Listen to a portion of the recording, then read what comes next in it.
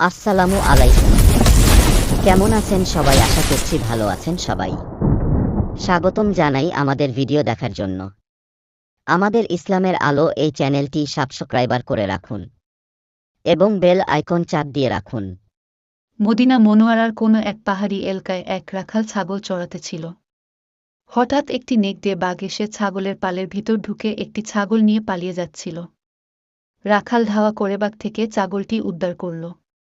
বাঘ যখন দেখল যে ওর শিকারটা কেড়ে নিয়ে নিল, কখন এক টিলার উপর উঠে সুস্পষ্ট ভাষায় বলতে লাগল, ওহে রাখাল, আল্লাহ আমাকে রিজিক দিয়েছিল, কিন্তু আফসোস, তুমি তা আমার থেকে ছিনিয়ে নিলে।